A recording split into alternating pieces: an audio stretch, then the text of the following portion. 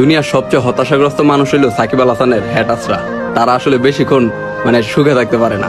কালকে যখন সাকিব জিম্বাবুয়ের বিপক্ষে ব্যাট হাতে অনেকদিন পর মাঠে নেমে 1 রানে আউট হয়েছিল, সাকিবরে নিয়ে চলতেছিল অনেক আলোচনা, সমালোচনা, troll.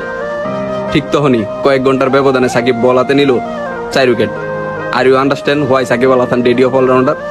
I repeat, are you understand why Shakib Al Hasan daddy of allrounder? আপনি বুঝতে পারছেন কিসের জন্য সাকিব অলরাউন্ডারদের বাপ বলা হয় সাকিবরে? আপনি যখন এলাকাতে বিড়ি টানতে টানতে সাকিবের সমালোচনা করতেছেন, ওই সময় বাংলার নবাবের রান 14,000। আপনি যখন একটা টঙে বৈশা চা টানতে টানতে সাকিবের সমালোচনা করতেছেন, ওই সময় সাকিব আল হাসানের ইন্টারন্যাশনাল উইকেট 698টা। আপনি যখন ফেসবুকে আইসা বুয়া কানা বইলা সাকিব আল হাসানের ট্রল করতেছেন, ওই সময় মিরপুর স্টেডিয়ামে সাকিব সাকিব ধোনিতে মুখরিত হইতেছে।